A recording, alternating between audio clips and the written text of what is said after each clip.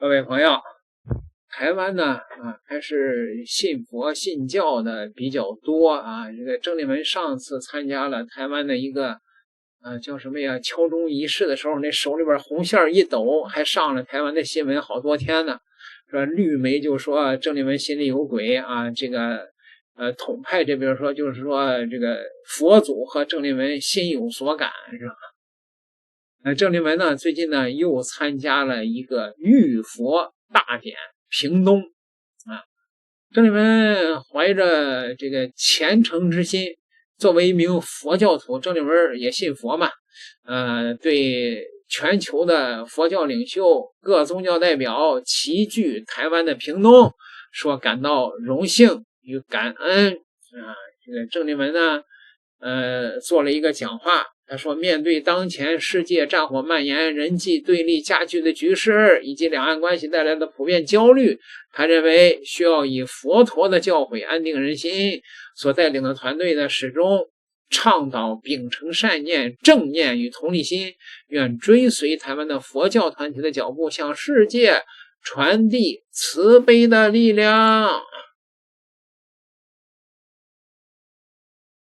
非常荣幸，也抱着一颗虔诚的心来参加浴佛大典。丽文是非常虔诚的佛教徒，今天来自全世界的佛教领袖、各位代表来到南台湾的屏东，但是我们看到放眼现在的世界，杀戮、战火不断的蔓延，我们看到人与人之间的对立、仇恨、屠杀，甚至于台海两岸也成为大家焦虑、忧心的区域。此刻，我们更需要的是佛陀对我们的教诲。丽文所领导的国民党，我一再的强调，我们秉持着善念、正念、平等心、同理心，从每一个人的自身做起。我们当然更希望追随台湾佛教团体的脚步，在全世界的角落弘扬佛法，在全世界的角落散发慈悲。丽文一直认为，台湾的各大团体的这一种不分国界、跨越种族，甚至于藩篱，将慈悲、善良、正念、平等心布施全球，他们才是真正代表台湾的价值、台湾的精神的台湾之光。所以今天我们谦卑的学习，我们希望台湾是一个宝岛，我们拥有自由居富的美好生活。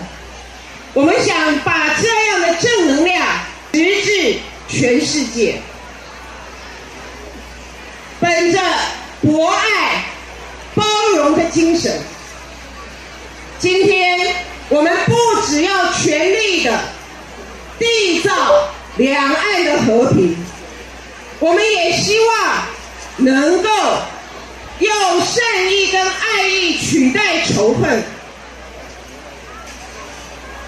用和平取代战争，让地球不再有贫穷，不再有杀戮，不再有妻离子散，也不让孩子们来不及长大。所以今天我们除了尊重生命之外，我们还要保护地球。我也知道台湾的团体也在全世界推广照顾生态、环保、救地球的精神。所有的生灵，不论草木或者是动物，我们一样的要珍惜，要爱护。所以最后，立文在这边希望以佛陀临终的叮咛，自我期许，自我勉励，我们要以己为舟，以法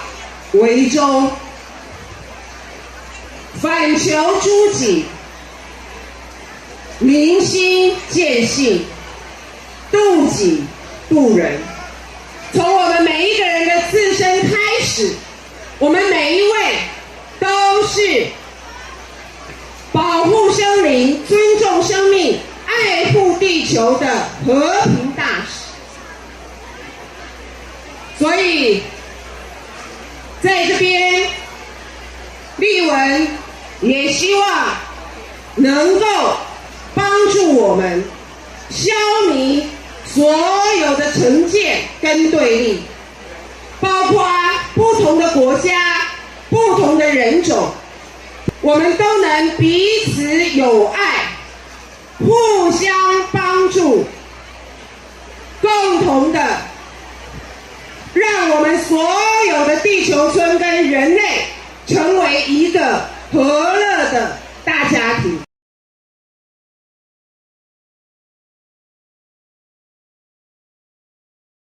郑丽文的这番讲话呢，可以说是非常的符合现在呢这个大部分台湾民众的心态，和平才是台湾人的主基调，希望能够延续下去。可是呢，有一句话叫佛有菩萨低眉，但也必须有金刚怒目啊。对于那些顽固的台独分子呢，郑丽文也没有客气啊。郑丽文在最新的采访中是这么说赖清德的。你觉得到底事情有任何的改变吗？你是指两岸吗？对，就是但是好像气氛还不错，我看民意的反应也都还不错。是，但是你觉得有具体改变吗？因为看起来我们的政府并没有任何的改变，会台也没有任何的接纳，然后呢，好像也没有对赖清德也没有太多的改变，是不是？不可能对赖清德改变啊，因为他不改变，人家怎么改变呢？能接受一个主张台独的，所以这是一个很清楚的事实。更何况赖清德完全不接受9·2共识，所以在赖清德不接受9·2共识，不清楚的表示反对台独的立场，那这个没有任何的基础，那中国大陆绝对不会手下留情的，看起来是这样子啦。好，这几年的一个趋势，这是非常清楚的。但是事实上，我们台湾不应该走上这条路，所以两岸要和解、要和平，我已经证明了，其实一点都不困难。在9·2共识跟反对台独的基础上，海阔天空。所以起码这个重要的讯息是出现了，起码透过这一次清楚的向大家表达，他们只针对台独，也不希望台独的势力能够继续的扩大。除此以外，如果大家都是一家人，什么话都好说，什么话都好商量，他们会用最大的耐心跟恒心来处理两岸分歧多年的这些歧义的问题。所以这是一个巨大的善意，并且具体的说了出来。但是在台湾来讲，第一个，我虽然已经多次的释出善意跟诚意，希望跟赖清德见面，但是基本上没有得到任何正面的回应。然后民进党的发言系统还是对此行有非常非常多很无厘头的、很弱智的评论。那也不去正式面对两岸关系的紧张跟恶劣，导致这一次赖清德的出访受挫。我看是他早就知道了，预料之中，但是最后只好用视讯，因为他不是只有往非洲，中间没有办法停，他往这个中南美洲也没有办法过境美国，这是他今天面对的一个重大的